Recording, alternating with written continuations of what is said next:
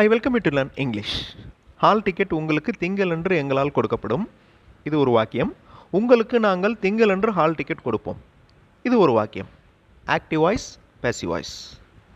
இந்த வீடியோவுக்கு முன்னாடி பப்ளிஷ் பண்ண வீடியோவில் பேசிவ் ஃபார்மில் சென்டென்ஸ் இருந்துச்சுன்னா எப்படி இருக்கும், என்ன மீனிங் கொடுக்கும், அதாவது பி வேர்ப் வந்துச்சுன்னா என்ன மீனிங் கொடுக்கும் அப்படின்னு எக்ஸ்பிளைன் பண்ணியிருந்தேன்.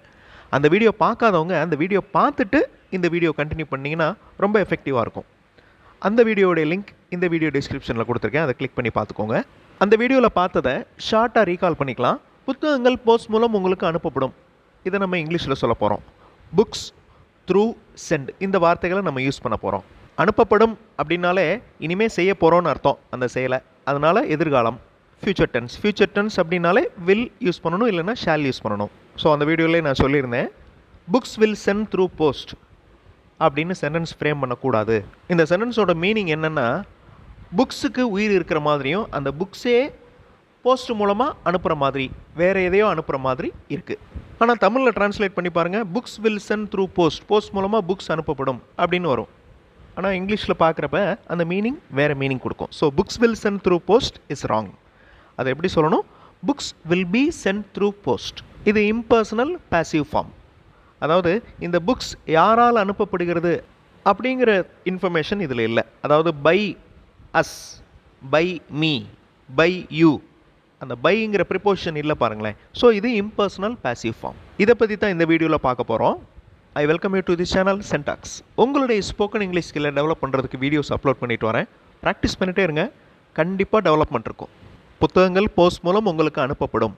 இந்த வாக்கியத்தை books will be sent through post இந்த மாதிரி தான் சொல்லணும். இது பேசிவ் ஃபார்மில் இருக்குது, அதாவது இம்பர்சனல் பேசிவ் ஃபார்மில் இருக்குது. பேசிவ் வாய்ஸ், ஆக்டிவ் வாய்ஸ் கேள்விப்பட்டிருக்கீங்களா?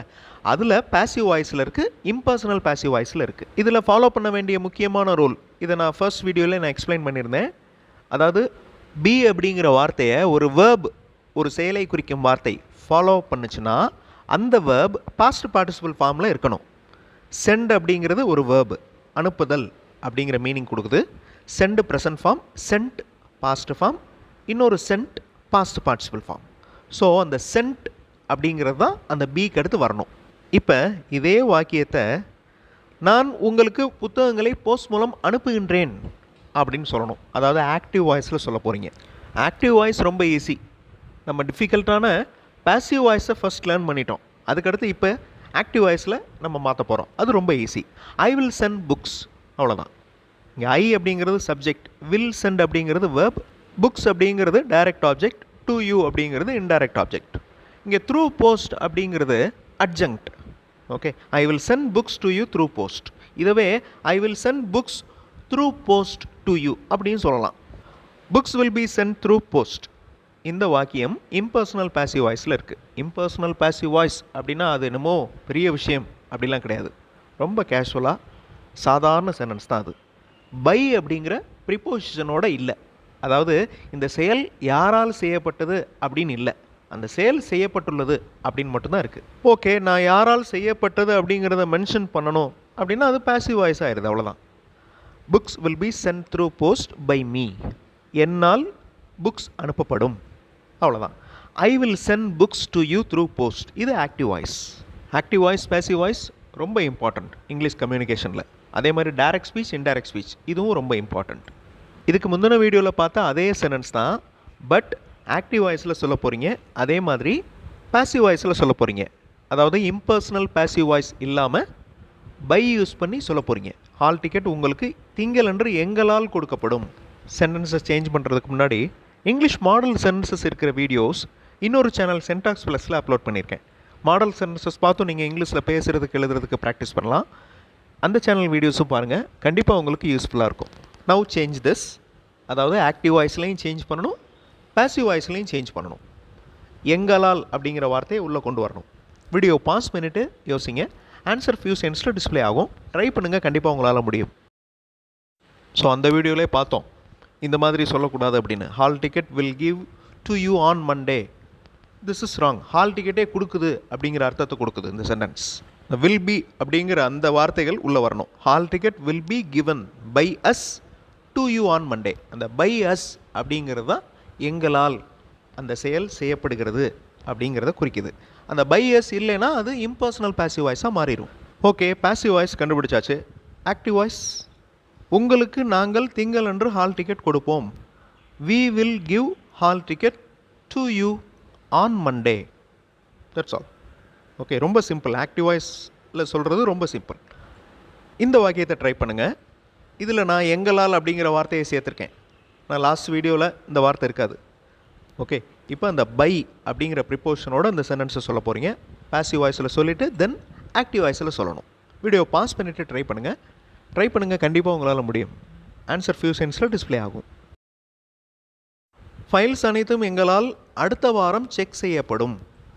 ஆல் ஃபைல்ஸ் வில் செக் அப்படின்னா என்ன அர்த்தம்? ஃபைல்ஸ் எல்லாமே செக் பண்ணும் அப்படின்னு அர்த்தம். All files will check by us next week. This is wrong. All files will be checked by us next week. இது பாசிவ் வாய்ஸ்.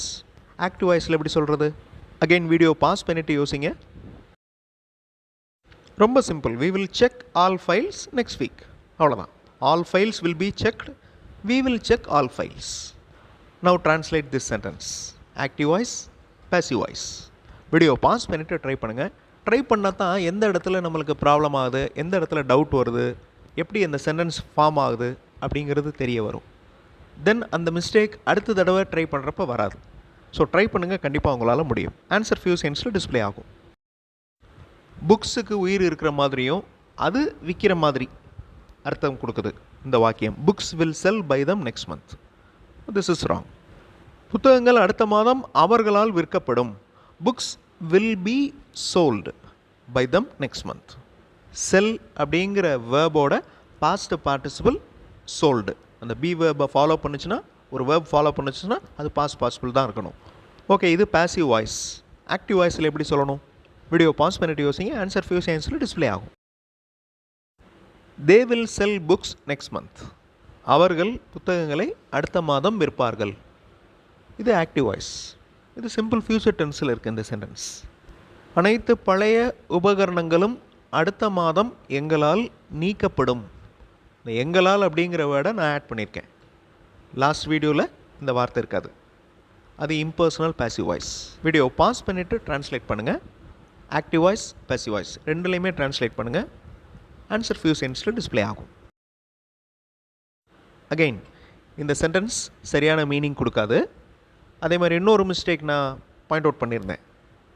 எக்யூப்மெண்ட்ஸ், இந்த ஃபர்னிச்சர், எக்யூப்மெண்ட், சீனரி, நியூஸ் இது எல்லாமே ஒருமையாக இருந்தாலும் பன்மையாக இருந்தாலும் எஸ் அப்படிங்கிற எழுத்து சேர்க்காம தான் நம்ம சொல்லணும். அதாவது ப்ளூரலில் சொல்லக்கூடாது. எக்யூப்மெண்ட் தான், ஃபர்னிச்சர் தான்.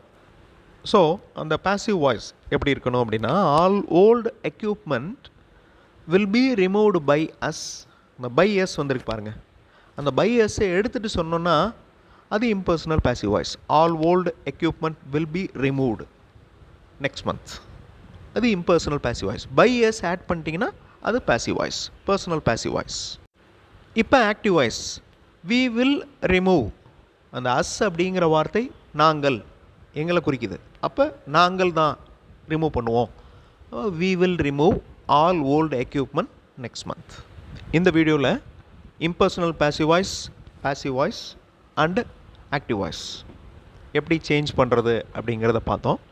அதை எப்படி டைரெக்டாக அப்ளை பண்ணுறது அப்படிங்கிறத எக்ஸாம்பிள்ஸ் மூலமாக பார்த்தோம். அடுத்த வீடியோவில் இன்னொரு ஒரு இன்ட்ரெஸ்டிங்கான கிராமர் எக்ஸ்ப்ளனேஷன், இன்ட்ரெஸ்டிங்கான எக்ஸசைஸோடு பார்க்கலாம். தேங்க்ஸ் ஃபார் வாட்சிங் and thanks for your valuable comments.